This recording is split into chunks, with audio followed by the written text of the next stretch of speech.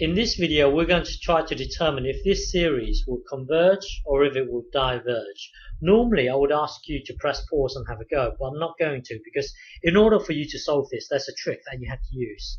Okay, so let's try and do it.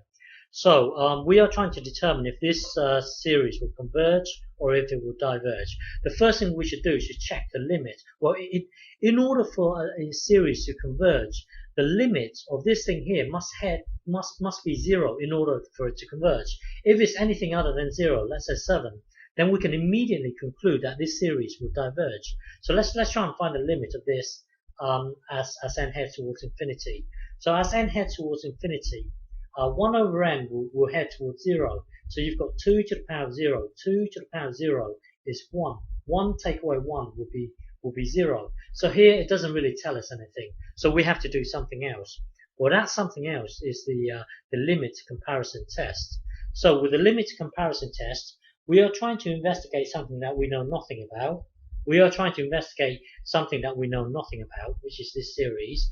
And we should compare it with something that we know something about.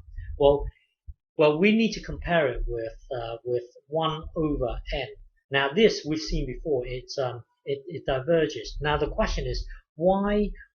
How do you know that we should compare it to 1 over n? Well, that's a reason why I didn't give you this as a practice. That's why I didn't say press pause and have a go.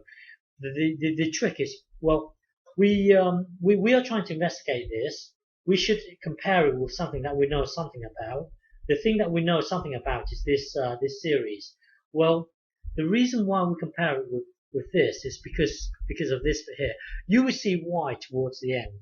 Okay, towards the end you will see y, but that's why I didn't say press pause and have a go at it. It's because you need to realize that you need to compare it with this thing here, and the reason why is because of this, and you see y towards the end. So hang on. So the limit comparison test, we would need to so in order for us to use the limit comparison test, we will need to make sure that an is always above 0. Well, n is moving from 1 to infinity. This thing here will always be positive. Therefore, this has been satisfied. We need to check that. Well, we need to compare it with 1 over n here. N equals 1 to infinity.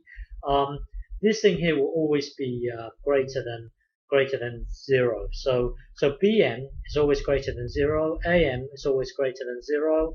Now with the limit comparison test, we will need to compute this value here. So computing that value, I will continue in the next video.